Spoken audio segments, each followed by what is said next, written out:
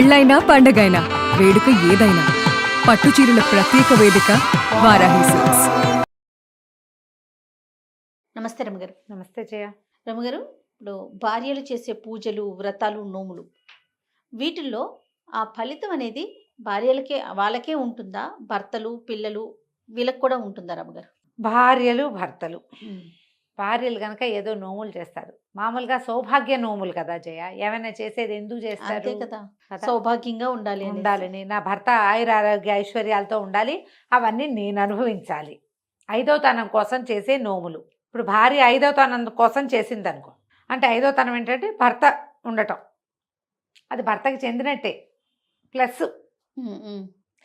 నా పిల్లలు బాగుండాలి, నా పిల్లలు వృద్ధిలోకి రావాలి అని కోరుకుంటారు. పిల్లలు వృద్ధిలోకి వస్తారు, మా సంసారానికి ఏ ఇబ్బందులు ఉండకూడదు, మా కొట్లాటలు రాకూడదు అంటే మ్యూచువల్గానే అవుతాయి. సాధారణంగా ధర్మశాస్త్రము ఒక ప్రత్యేకమైన విషయం చెప్తుంది జయ. ఇంతకుముందు 5-6 సార్లు చెప్పినట్టున్నాము, చాలామంది పెద్దవాళ్ళు కూడా చెప్తారు ఇదే మాట. శాస్త్రం ఏం చెప్పిందంటే, ధర్మం ఏం చెప్పిందంటే, మగవాడు వాడు ఏ పుణ్యకార్యం చేసినా,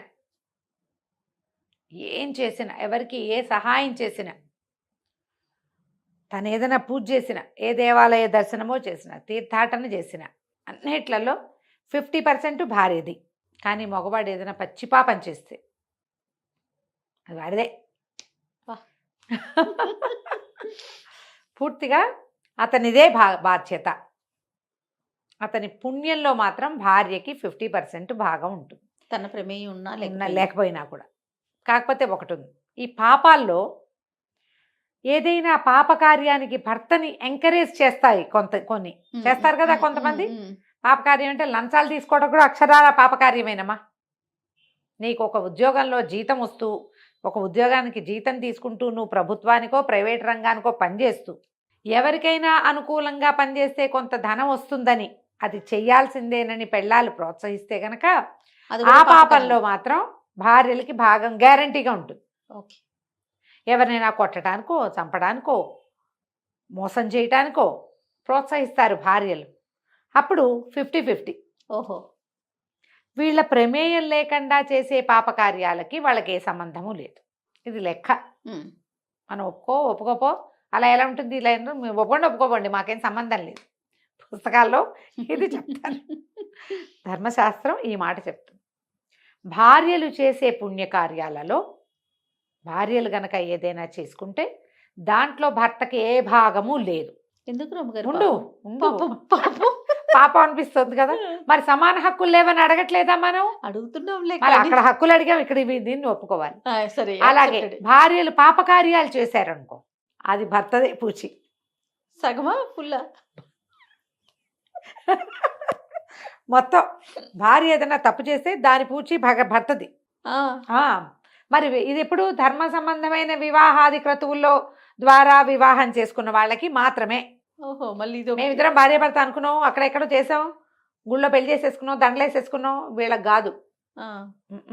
ఎవరికి తెలియకుండా చేసుకున్న దొంగ పెళ్ళిళ్ళు, ద్వితీయ తృతీయ చతుర్థ వివాహాది క్రతువుల్లో పాల్గొన్న వాళ్ళకి, శాస్త్రవిహితమైన వివాహం జరిగిన వాళ్ళకి ఇది శాస్త్రం చెప్పబడింది. మరి పిల్లలు వేరే కథ ఉండి, ఇది పూర్తవని మొత్తం సెషన్ అంతా.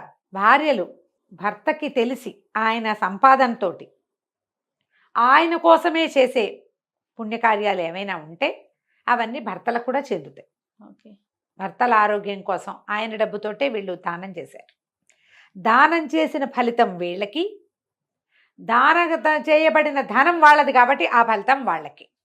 ఇది బాగుంది. అయితే భార్యలకి మాత్రమే తమ చేసుకున్నది తమకే లభించాలంటే వీళ్ళు చేసేటువంటి చేతి మాట, నోటి సహాయాలు, మంచి మాటలు, ఇవన్నీ వీళ్ళవి. జపం, ఏదైనా గురువుని ఆరాధించి వీళ్ళు చేసుకునే మెడిటేషను, వీళ్ళు అంతర్ముఖులై చేసే భగవదారాధనలో మగవాడికి భాగం లేదు, ఇవ్వరు. కానీ మగవాళ్ళు చేస్తే అది భార్యకు వస్తుంది. ఇలా ఎందుకు అని ఎప్పుడూ ఒక ప్రశ్న వస్తుంది జయ. శాస్త్రాన్ని ఎవరు నిర్మించారు? భగవదాజ్ఞతో ఋషులు మహర్షులు నిర్మించారు. అవునండి. ఈ భగవదాజ్ఞతోటి నిర్మించబడిన సృష్టిలో మగవాడు కష్టపడి పనిచేసి భార్యను పోషించాలనే నియమం ఏర్పరిచారు. వివాహ క్రతువులో ఏం చెప్తారు? ధర్మేచ అర్థేచ కామేచ మోక్షేచ మోక్షేచ నాతి చరామి నాతి చరితవ్య అని చెప్పింది. నా ఏమైనా అతిచరించి ప్రవర్తించకు అని చెప్పి ఈ అమ్మాయిని అబ్బాయికి అప్పచెప్తారు. మగవాడికి ఆడదాన్ని అప్పచెప్తారు పెళ్లిలో. అప్పచెప్తే పోనీ ఇలా చెప్పలేదు, గాంధర్వ విధి వివాహం అని కూడా ఉంది కదా, ఆ మగవాడిని అనుసరించి ఆడది ఉంటుంది, ఆ అమ్మాయిని బాధ్యత మగవాడు తీసుకుంటాడు అనుకుందాం. ఎప్పుడైతే సంతానం దగ్గరకు వస్తుందో ఇంచుమించు ఆడది చచ్చి బతకాలి, ఒక జీవికి ప్రాణం పోయాలి. ఆ జీవి ఎవరు? ఈ మగవాడి వారసత్వం, ఇతని వంశాన్ని ముందుకు తీసుకెళ్ళేది. ఇంత మరణాసన్న స్థితికి కూడా ఒప్పుకున్నందుకు స్త్రీ జాతికి ధర్మశాస్త్రం ఇచ్చినటువంటి అవకాశం ఇది. మరణాసన్న స్థితికి ఒప్పుకున్నారు కదా. మరి ఇప్పుడు మనం ఆపరేషన్ చేసినా అదేమి చిన్నది కాదు. పైగా ఒక చిన్న ఇంతప్పటి నుంచి మొదలుపెట్టి అది ఇంత పెరిగి 4.5 కేజీలు పెరిగి దానికోసమని వీళ్ళు తినక సహించక ఓర్చుకుని ఈ బరువు మెళ్ళో కట్టుకుని అటకాళ్ళు పడిపోతాయి జయ. చాలామంది ఇట్లా కాళ్ళు పక్కకి వెళ్ళిపోతాయి, నడవలేరు, తినలేరు, కూర్చోలేరు, పడుకోలేరు. ఇదంతా చివరికి మగవాడి ఇంటి పేరు నలుసు కోసం కదా. అందుకని స్త్రీకి ఈ అవకాశం ఇచ్చింది శాస్త్రము. సమంజసమే రమ్మగారు కదా. ఎందుకు రమ్మగారు పాపం వాళ్ళు అనకూడదు, సమంజసం. ఇప్పుడు శాస్త్రం ఇట్లా చెప్పింది. క్రమంగా ఎలా అవుతుందంటే జయ, ఏదైనా సరే రోజులు గడిచే కొద్దికి ప్రతిదానికి అమెండ్మెంట్స్ వస్తాయి. ఒకటి తర్వాత వీళ్ళు మనని మించిపోతున్నారనిపించినప్పుడు వాళ్ళని వంచి ఉంచాలనే భావన వస్తుంది. వాళ్ళని ఎక్కడ లొంగదీయగలరో అక్కడ లొంగదీస్తారు, ఎక్కడ అణిచేయగలరో అక్కడ అణిచేందుకు ప్రయత్నం చేస్తారు. ఒక బలవంతుడు ఒక బలహీనుణ్ణి అణచడానికి చాలా అవకాశాలు లభిస్తాయి. అట్లా స్త్రీలు అణగదొక్కబడ్డారు. దీనికి అనేక రకమైన సాంఘిక నైతిక కారణాలు ఏర్పడ్డాయి. వేరే జాతుల వాళ్ళు ఇన్వేషన్స్ వచ్చి వాళ్ళొచ్చి వీళ్ళొచ్చి వాళ్ళతోటి ఈ ఆడవాళ్ళకి చాలా సమస్యలు అయ్యి క్రమంగా వీళ్ళని వంటింటి కుందేళ్లుగా చేశారు.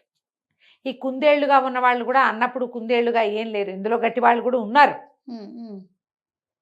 ఇందులో గట్టి వాళ్ళు కూడా ఉన్నారు.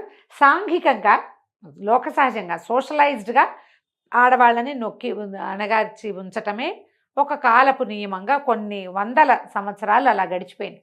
అయినా కూడా వివాహాలు, సంతానము, ఓ అమ్మాయి చనిపోతే కోడలు చనిపోతే ఇంకో కోడలు తెచ్చుకోవడం, భార్య చనిపోతే ఇంకో భార్యను తెచ్చుకోవడం, అవన్నీ నడిచేవి. అవును, నడిచేవి. కానీ శాస్త్రం ఎప్పుడు మారలేదమ్మా.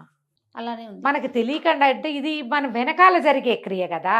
నీకు పుణ్యం వచ్చిందా పాపం వచ్చిందా, ఎవరికి బదలాయింపు జరిగింది, అవంతా కనపడేవి కాదు, ఒట్టి మాట్లాడుకునే విషయాలు ఇవి. అవును, కనపడకపోవటంతో నమ్మని వాళ్ళు ఎక్కువయ్యారు. ఏదైనా మనం కనిపిస్తేనే కదా జయ నమ్ముతాము. అంతేగా రమ్మగారు. అంతేగా. కానీ శాస్త్రం ఉందనేది ఉందిగా రమ్మగారు, ఉన్నది. ఇప్పుడు దీన్ని ఈ ప్రూఫ్ని నమ్మడానికి ఏది ప్రూవ్ చేసి చూపి అంటారు. దీన్ని ప్రూవ్ చేసి చూపించాలి, ప్రూవ్ చేయలేం మనం, కొన్ని చేసి చూపించలేము. కానీ శాస్త్రం అయితే చెప్పింది ఇదే రకంగా చెప్పింది. స్త్రీలు తమ భర్త శ్రేయస్సు కోరి చేసేది భర్తకి లభిస్తుంది, సంతానం శ్రేయస్సు కోరి చేసేది సంతానానికి ప్లస్ అవుతుంది. ఆమె కోరిక ఆమె ఎంత తీవ్రంగా కోరుకుందో దాన్ని బట్టి అతనికి పిల్లలకి వస్తాయి, వెళ్ళిపోతాయి. వాళ్ళకి చెందాలని కోరుకుంటుంది ఈవిడే, అది వాళ్ళకి చెందుతుంది. ఆమె భర్త ఎవరో ఆయనకి కుమారులు సంతానం ఎవరో వాళ్ళకి లోక సహజంగా జరిగేదేనమ్మా ఇదంతా. కానీ ఎప్పుడు ఈ ప్రశ్న వస్తుంది, మగవాళ్ళ పుణ్యంలోనే స్త్రీలకి భాగం కానీ పాపంలో సాధారణంగా భాగం ఉండదు. ఆడవాళ్ళు తప్పులు చేస్తున్నారు, ఏదైనా పొరపాటు చేస్తున్నారంటే అతని భర్త ఆమెను రక్షించాలి. నువ్వు సరిగ్గా రక్షించట్లా, అందుకే ఆవిడేదో తప్పు చేస్తోంది, ఆమె కావాల్సింది ఆమెను నచ్చేది నువ్వు చేయట్లేదు, అందుకని పాపం ఆమెది కాదు భర్తకి చెందుతుంది ఆ పాపం.